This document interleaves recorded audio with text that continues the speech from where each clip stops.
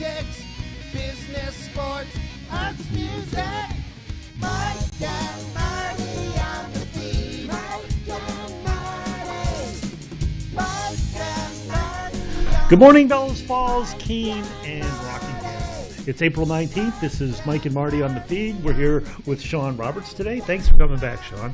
We're going to be talking about his upcoming play coming up next week called Through the Eyes of Cern, and we'll find out what Cern is or who Cern is. Mm-hmm. But first, local events with local Marty. Events. So at the Bellows Falls Opera House, starting Thursday night, am I right? No, Friday night. Friday night. Super Mario Bros. Friday. And it runs for like 3 weeks, I think. So Super Mario Bros. 2 weeks. 2 weeks. For some reason I thought it was 3. I never played Mario. Is that it's like Really? Game? Yeah, yeah. Now they made it into a movie. I guess people are super excited. No science about fiction, no Mario. I know. No Star I Trek. haven't lived. You have. I know. Classic movie on Wednesday night tonight is called The Way. It is Martin Sheen and Emilio Estevez. It is sponsored by, I love it when you guys do this, A Nani Mouse. Sounds like a good movie. Is it something that you've heard of? No. It's Charlie Sheen goes to pick up his son that's deceased. His son was over doing this like pilgrimage walk. I guess that's what the way is. And he decides to do the walk himself, and he learns a lot along the way. Smells Like Nirvana will be coming to the Opera House May 18th. Obviously, they're a Nirvana cover band. Tickets are available at the Opera House. It is being sponsored by Cider Productions and PK's. So bringing some interesting music to Bellows Falls. If you're looking for something to do on Saturday, May 6th, you can help keep BF beautiful with a Green Up Day. I don't know the location of where everyone's meeting. Last year, everyone met at the Waypoint Center, so that would be my guess. They're going to do they have a whole list of things to do. Last year, I think everyone had a really good time. There were some folks that brought their kids, and they got assignments, and it was like painting and picking up trash and doing some gardens, and then there's a potluck lunch they serve you at the end, so it's a good family community building day. Is that the traditional Vermont Green Up Day? Because I know it's right at the very beginning of May. I think so, because normally, usually we'd have Amy Howlett on about this time, talking about it and bringing the bags and showing the where they could pick up the bags. I think you can get the bags at the town hall and all that stuff. So I think it is traditionally the Green Up Day. Happening at the Country Club on Thursday night, the Bellows Falls Chamber of Commerce is honoring community rock stars. So the community rock stars that they'll be honoring on Thursday night, there's 3 individuals. There's Amanda Reed, Betsy Thurston, and Wanda Salter. And there's 3 businesses / organizations. So Kern Hatton Homes residential staff is being honored, Greater Falls Pharmacy employees are being honored, and the Bellows Falls Rotary Club. It's a $25 per person event. There's food. There's just lots of fun. Community connections. You get to meet with people. We've been inside in winter too long, so it's a good time to get out. It's supposed to be a nice day too. Yeah, it's supposed to be sunny and at tomorrow. the Country Club, you have the beautiful deck, and it's just a great setting. And then finally, my last event is make sure that you are marking your calendar and getting ready for the Bellows Falls Festival happening on June 10th down at the Waypoint Center, an actual all-day long music festival with local artists, artists from the Northampton area, the Mammals and Sarah Borges, and just food trucks, beer vendor. What more could you want? Yep. I don't know. But first, we have a production coming up next weekend.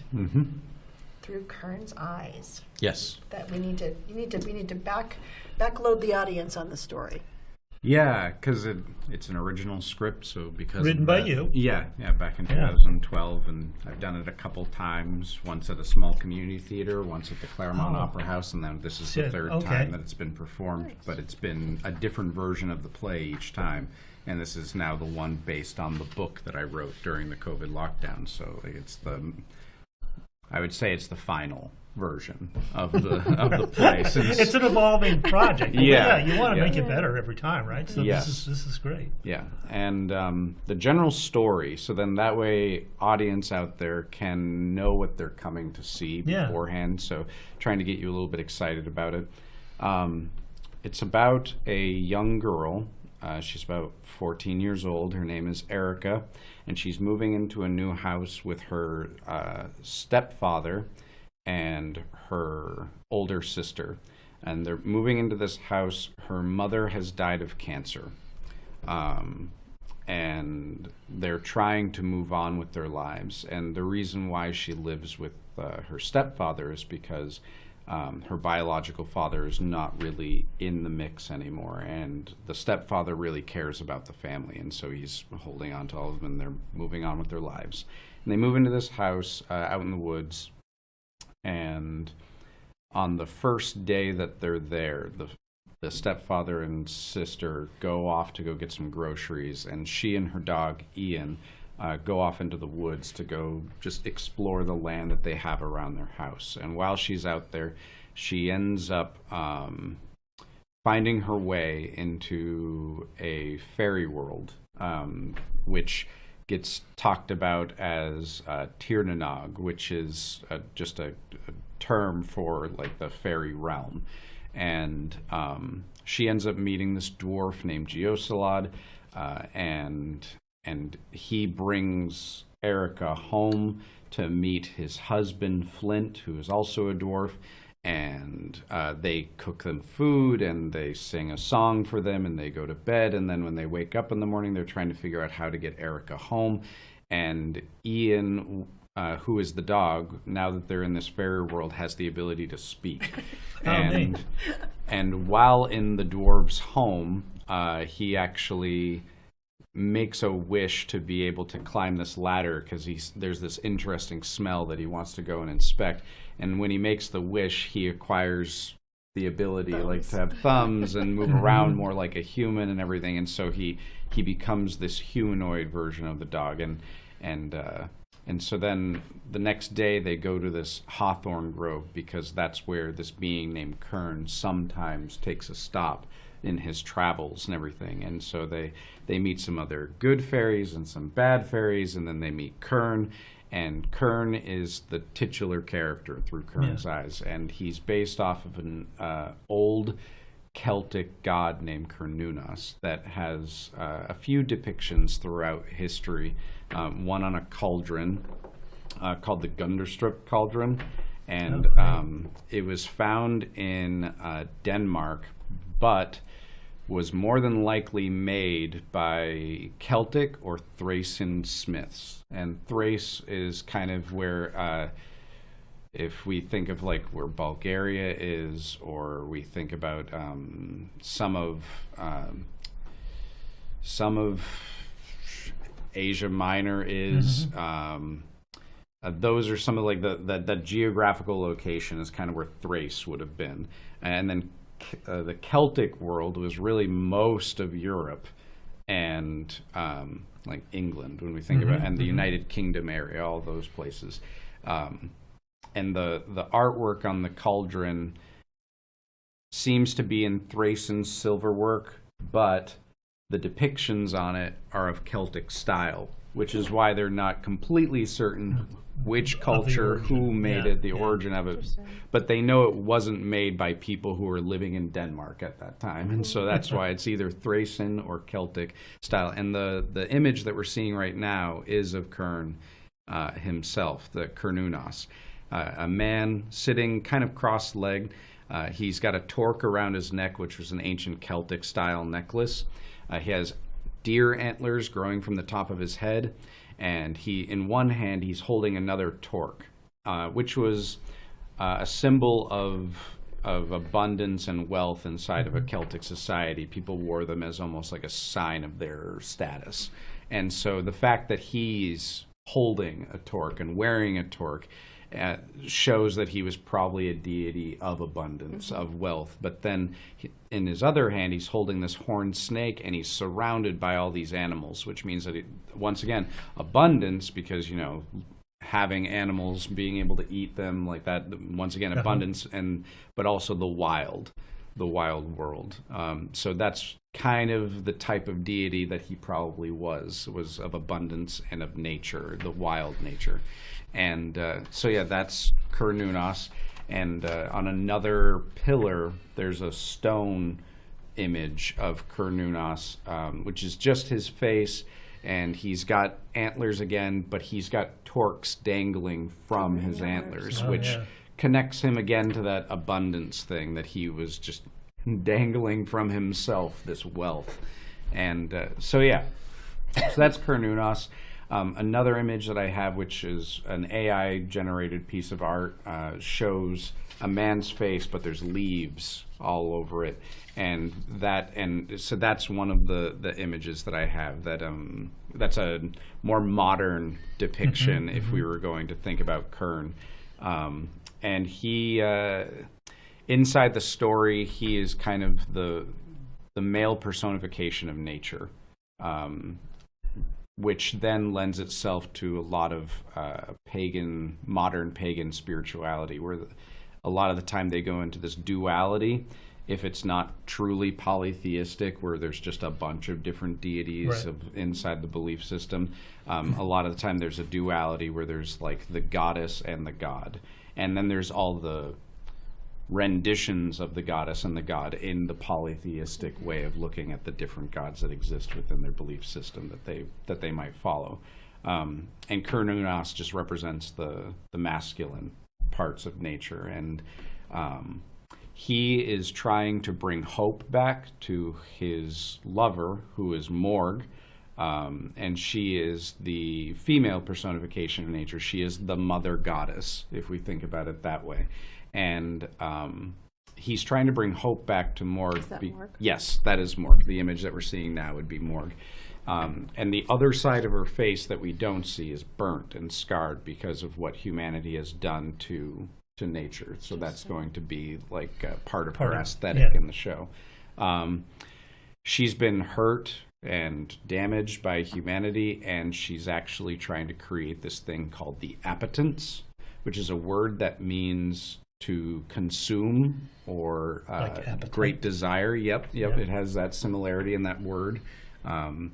And so the appetence represents human consumption, and Morg has given birth to it as to create a physical manifestation of human consumption, because a lot of the time in pagan spirituality, fairies and spirits and things like that end up representing the physical manifestation of some behavior, of an idea or a thing, or like a flower or whatever it might be. That looks like a pretty scary manifestation. Yes, and it's supposed to be nice human consumption. I was going to say, Yeah. it's not like it's a nice little fairy and some wings. Right. But, Yeah, if I say human consumption, I don't think most people think like, oh, that's a good thing. Like, unless you're some big corporation, you don't really think human consumption is a good thing. And so she creates this stuff called the appetence, and she unleashes it upon the world to start consuming as much life as it can in order to kind of wipe the slate clean of human life. A very God and Noah's Ark type of story in that sense, just trying to wipe the slate clean. And Cern is thinking that we don't need to destroy all of humanity. We can bring hope to humanity. We need to inspire people to do better. And so he brings this child into the Fey world and finally meets her at the Hawthorn Grove and kind of starts explaining this whole thing of what he needs her for. And she was chosen because she wasn't someone that automatically already cared about the world. So he's choosing her because if I can make someone change, if I can bring this ideology to someone who doesn't already care about this, then maybe that will then show more that it's possible. There's hope. Right, that Yes. there's hope. Yeah. Which is part of the title of the book, Through Cerns Eyes, The Awe of Hope. And so he tries to bring Erika to Morg. Erika is very scared of Morg because when she finally sees her, Morg is the Morrigan inside of the Celtic belief system of the Tuatha De Danann. And they are the Irish what's referred to mythology, but I'm not a huge fan of that word being used when referring to a different type of belief system, because as much as the first definition of mythology refers to like traditional stories, the second definition of mythology, of myth, is a believed in but false thing. Right. And people often, when referring to Christian belief systems, call it a religion. But when they talk about a polytheistic ancient belief system, they call it a myth. A mythology, which then gets connected to the word myth, which gets connected to the second definition of it, to think of it as false, even though, you know, people believe in it, and there's no proof that either one is more true than the other. And so I'm not a huge fan of the word mythology being used, but that's often how it's referred to as Irish belief systems. Their old polytheistic beliefs were the Tuatha De Danann, and she was a goddess inside of that represented war and battle, but she was also someone who could foretell things to come, and she would foretell when someone's going to die. Like there's inside of the stories of the Tuatha De Danann, she kind of foretold the death of heroes and whatnot, and crows were often a symbol of hers, and she was thought of as like the crows over a battlefield, just watching, waiting for there to be the dead. Food. Right, food, the dead, yeah. And so the goddess has taken on this manifestation, this war goddess, because of her current outlook on how she's going to be treating humanity. And so Cern brings Erika there to try to bring hope to her. And there's another being inside of the story that's a Wendigo, which is an old spirit inside of Native American beliefs that has to do with starvation and cannibalism.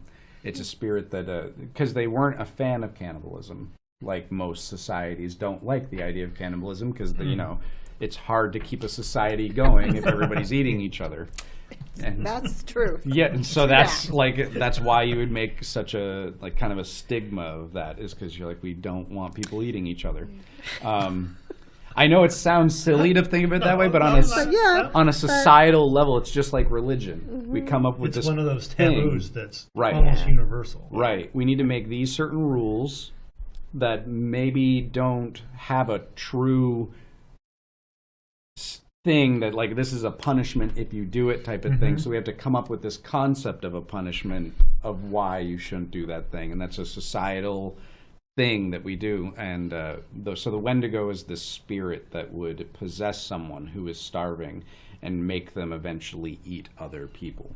And it becomes ravenous, and it's never full, and they're usually depicted at these gaunt, very bone dry people, and lips curled back, and they're always showing their teeth, and they're always hungry. And is there a Wendigo in the play? Yep. Yeah, there's a Wendigo in the play. I'm just thinking the characters and the costuming. This is going to be great. Yeah. And so the Wendigo is sort of helping the appetants because it wants the dead bodies that will be in the wake of all of humanity being taken out. And then Erika meets the Wendigo, and her dog fights it, and she finds out things about the Wendigo that has to do with her own personal life. There's a connection between her and the Wendigo. And I don't want to say too much that like gives the full We don't want to do a spoiler. spoiler. Give the whole story. Right. But I'm trying to just talk about things that will tease and interest the audience. And so Erika tries to help against the appetants, and the main messages inside of the story include LGBTQIA plus inclusion, and that involves Erika herself, like her character is part of the queer community, but I don't want to get into how. I would like people to come to the show and learn through that. And then there's the two dwarves who are lovers, and the way I care about it is through the normalization of it, rather than trying to say that I'm trying to make a huge message about it and like saying I'm trying to get in your face about it. It's more like Erika meets the dwarf, and he introduces her to his husband, and there's no big deal about it. It's just, this is my husband, the end, and let's move on with the rest of our evening together. And that normalization is part of Bertolt Brechtian style theater of defamiliarization, familiarization, where I take something that someone might think of as strange inside of society, and you make it the norm within the story, so then the person sees it from that other point of view and says like, oh, yeah, maybe my current outlook, which might be a little bit opposed to that, can now look at that and say that's no different than the normal thing that I already believe in or view as an okay thing. And so that's part of the messaging inside of the stories, the normalization of LGBTQIA+, rather than trying to think of it as this battle between one and the other, just trying to say like, just everybody be okay with each other.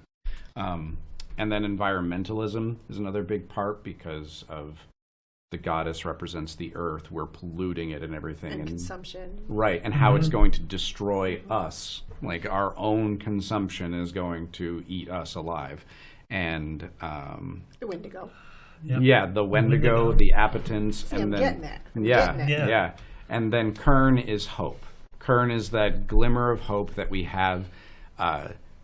It's the part of me, like when I wrote Cern, all of his dialogue is in poetry, like it all rhymes, everything that he says, and he represents this idealistic way of looking at the world, this hope that you can be good and you can be good, and we all have this chance that we can take. He doesn't necessarily have to believe in it, and you never really find out in the story whether he like truly believes that everybody is good, but he has that hope that we can be good, and he will fight for that to the end, like regardless of if he is a realist in the end or not. And those two concepts conflict with one another. The realistic, nihilistic consumption of the Appetins and Morgan the Wendigo, and then the idealistic hope of Cern, and that's kind of the conflict in the story. And it touches on animal rights as well, though, because we find out that Ian came from a breeder, but not like a puppy mill. We find out that he grew up in a puppy mill, and those are not good things. I will always be a proponent of saying, like, rescue, adopt, don't buy pets, because if you buy pets, you're feeding into a life product. It's tough for someone to truly put everything they can and love into a life that they know is a product in the end, that they're trying to get as much money out as possible. I need to put this much money in order to get this much. If I put too much care and money in, I'm losing value. So it's difficult. That's a tough one. Right, and so that's why I will always say, like, that's the animal rights component, and then there's child abuse. Like, the topic of child abuse gets brought up inside of the story. I think we're getting low on time. I forgot to start my timer. Me too. We both did. Yeah, 1 minute. So where and when? I know, we got so involved. Where and when? Next weekend, Thursday, Friday, Saturday, Sunday, the 27th, 28th, 29th, and 30th. 7 o'clock, 7 o'clock, 7 o'clock for Thursday, Friday, Saturday, and 2 o'clock on Sunday. And we're actually going to have a big Q&A after the show on Sunday, including a few companies that are involved in our